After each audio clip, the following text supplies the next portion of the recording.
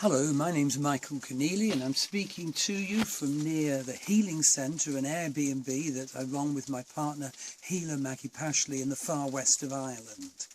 And I run a worldwide Nakshatras course, and this video is about the fifth Nakshatra, Mrigashira Nakshatra. The Nakshatras are depictions of our lunar nature, our emotions, our mind and our consciousness arising therefrom. They are so worthwhile to know. There's a magnificent system of analysis to them with many facets of analysis. But a system on itself, although wonderful, isn't enough. You also need to know the nakshatras novelistically. What do they really mean? And in my course you study all the 27 nakshatras and then use nakshatra advanced techniques, which are simple to use and wonderful in the perception they offer. So Mrigashira. Now I'm just looking at the I've got a little print off of some of the notes. You get wonderful notes for each of the nakshatras that you're studying with me, and you study them in your chart and my chart and maybe family members and celebrities where appropriate. So Mrigashira. Well, Mrigashira runs from the Vedic Taurus to the sign Vedic Gemini, and I think it's often understood wrongly because it's often depicted as a sort of gentle spiritual seeker, but that's wrong. It's a complicated sign. It has its romantic questing side, but it also can, some parts of Mrigashira have really quite a terrible side. I mean, if you look more, you see, people are misled by the spiritual symbol being the deer, gentle deer.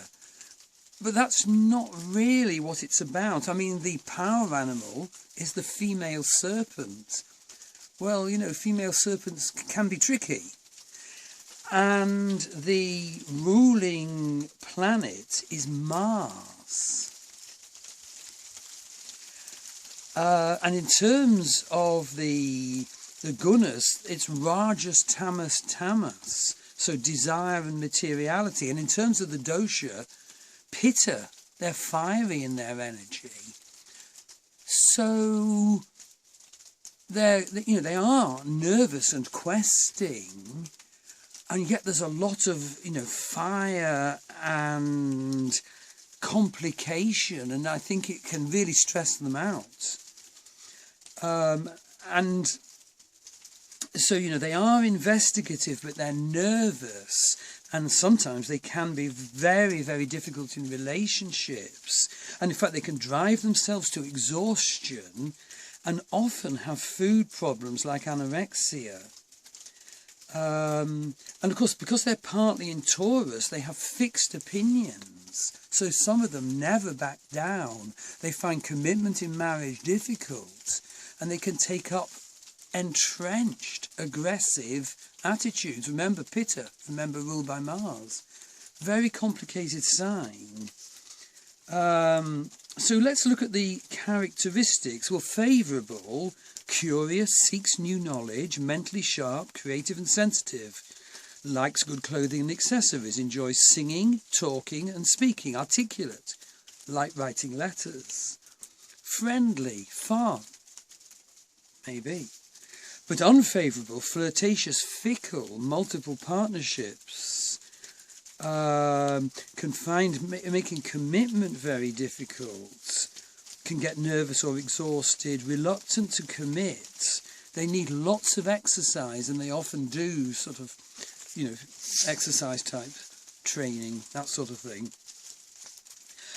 Just let me show you just like a couple of the resources you get in the notes. I mean, this won't be picked up very well by the phone camera, but you're given a sort of wheel which shows the nakshatras and their characteristics in relation to the Vedic signs and in relation to the Western signs, and that's so useful to have. And secondly, here's another diagram. Each nakshatra is divided into 4 padas, which is exactly the same as the navamshas, the constitutes of the 9th harmonic chart of marriage and the soul. And there's so much wisdom and deep secret insight you get from that. But just to look at the padas in Mrigashira, well, the first one is Leo, which of course is a fixed sign, so again it can bring the inflexibility, the fixed, the never backs down qualities. The second pada, the second quarter of Mrigashira, is Virgo. Now that's ruled by Mercury, which is, brings quite a different tinge to Mrigashira. Search for wisdom, questioning nature, all that sort of thing. The third one is Libra. Now the thing about Libra is that the sun is of course fallen in Libra, debilitated. So if you have your sun in Mrigashira, which is a nervous questing sign, and it's in Libra Pada, which is the sign of the sun's debility, that can be very unsettling and frustrating. So people have to work and work hard at manifesting the great solar qualities which we're born to manifest. But it's the 4th pada that is the really difficult one. It's the Scorpio pada. So the padas follow the sequences of the 12 signs. So the padas are Leo, Virgo, Libra, Scorpio. The 4th pada is Scorpio.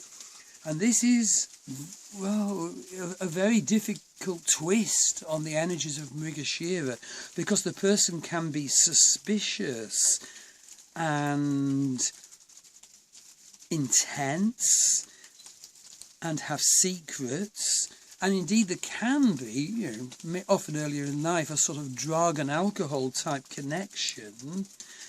It can be intuitive, but it can be flaky, and it certainly can be argumentative and suspicious. So the whole point is, I've described the novelistic characteristics of the nakshatra, Mrigashira, and the 4 padas, and we must know the novelistic characteristics, but we're not here to stay there. We're here to grow through darkness into light. We're here to perceive the more fallen side so that we spiritually grow. And that's what I seek to share in my nakshatra course.